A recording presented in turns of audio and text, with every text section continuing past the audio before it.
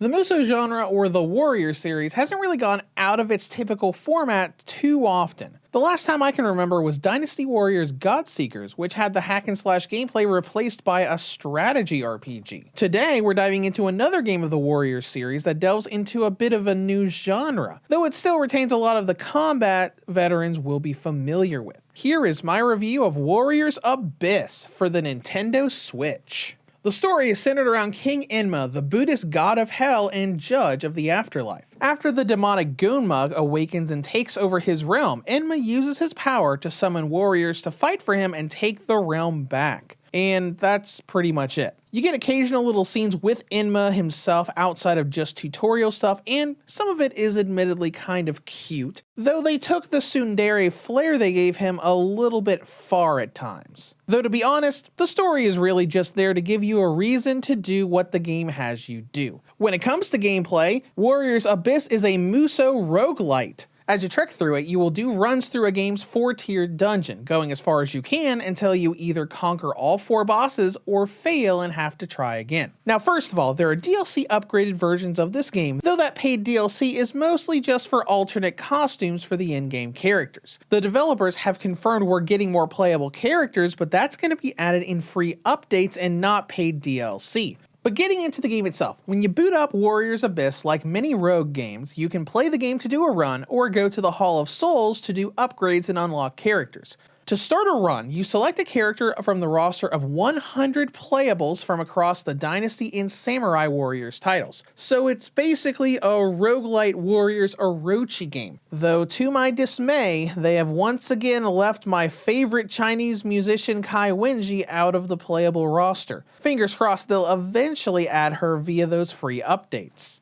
Once you choose your character, you're thrown into level 1 of the 4-tiered dungeon. How this works is you drop into an arena and fight off enemies until you fulfill a condition, claiming XP from your kills to level up and get stronger, and then claim the rewards of that room, be it recruiting another character to support you or treasure chests for the in-game currency. All of this is determined by room types. When moving to the next floor, you have 3 options of randomly generated rooms to go into. Most of them offer enemy waves and let you recruit more characters for your support team, though a few of them are different, like the Peach Tree room that heals you and upgrades your max HP, or the shops that let you use the in-run blood tiers to be able to buy formations or more characters to enhance that run's build. Speaking of builds, let's go into that. As you recruit allies, you fill up summon slots, their passive abilities, and badges for elements and attack types, adding to what you have available. It's like getting 4 speed emblems to give you a second dodge, or getting skill emblems to unlock your character's more advanced attack strings.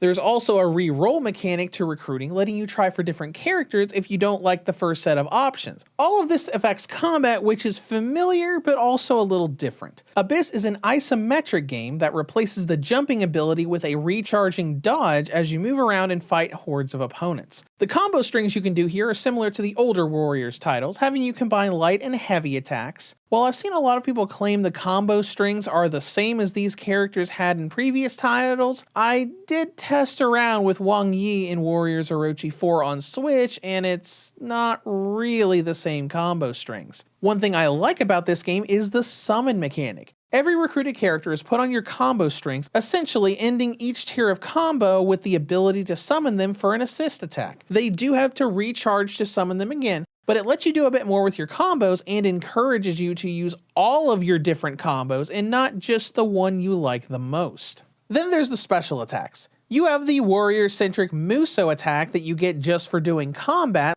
and then we have the assemble gauge. This is like a Musou attack but takes far longer to charge up and is a screen-wide skill that summons all of your recruited characters to do a huge assault on everything on the screen. This system turns into a huge dance of combos, summoning, dodge, combo, summoning, etc. And the best part is you're allowed to continue combo strings you're in the middle of after you dodge, effectively letting well-timed dodges create a situation where you never stop doing combos. Let's talk about what I think is the weakest part of this game. At the end of each of the 4 levels of hell, you fight a boss. These bosses have barriers you need to take down to expose their HP gauge to your assault. This system works, but the barrier regenerates, causing you to have to do it all over again with huge hordes that the boss summons. My issue with this system is that it kind of interferes with the game's ultra fast pacing. Not only does it take a good while to break a boss's barrier, but you barely get 12 to 15 seconds to actually do damage before it's back up and you start over. This system encourages you to build up your Muso and Assemble gauges and actively not use them, saving them for just the 12 to 15 seconds of the barrier being down. In my opinion, a better way of doing this would have been to have the boss only having one barrier, and once the barrier is down, they're susceptible to HP damage, but you also have to deal with the gigantic horde of enemies that they summon. But moving on, you continue this gameplay loop until you either clear the game or die, and you will die a lot.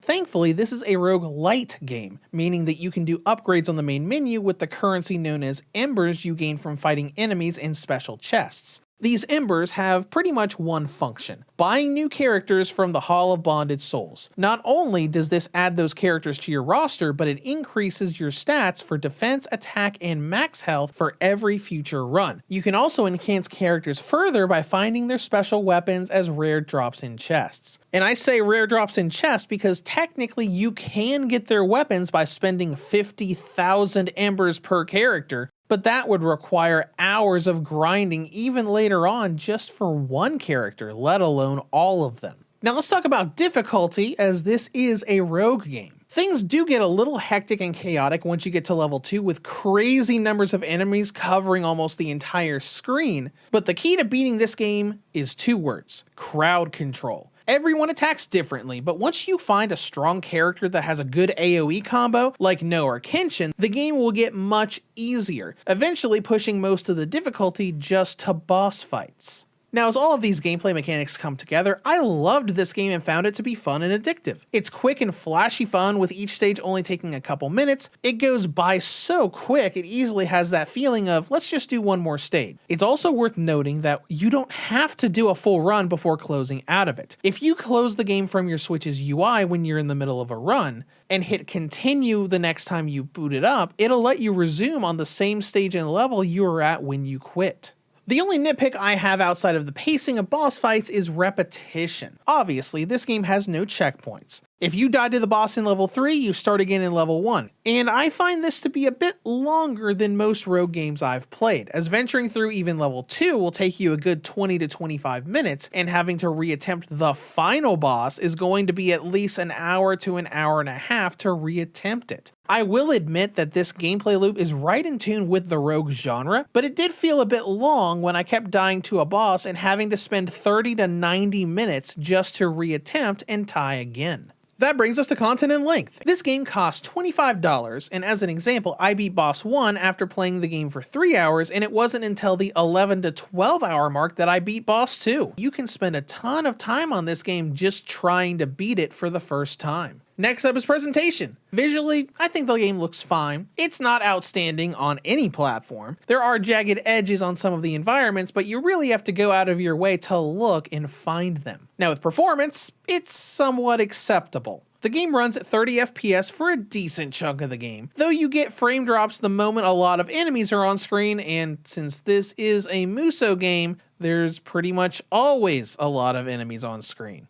Early on, this feels like little bits of slowdown here and there, though the further you go into levels 2, 3, and 4, the more and bigger drops end up happening. Now, they're not to the point of the game being unplayable, but it can be distracting when you get into later levels, and they happen more often. That's all I got for performance, so let's go into battery life. Warriors Abyss gives the original and light models a battery range of about 2.5 to 4 hours, while the V2 and OLED models get 6 to 7.5 hours. In conclusion, Warriors Abyss brings the Muso and Rogue genres together, offering fast-paced action and very quick gameplay stages that feel right at home with the pick-up-and-play nature of the Switch. Now, the downside, it feels like the bosses somewhat break the pacing of the runs, the game feels a bit repetitive during the longer retries, and the frame rate drops a bit under 30 FPS pretty much any time there's a lot of enemies on screen. But if you like Muso and the Rogue genres and don't mind the small frame drops, it's a very fun game to play. Reviews to Go rates Warriors Abyss for the Nintendo Switch a 7 out of 10. If you have any comments or questions, feel free to leave them below. Thank you for watching, and have a great day.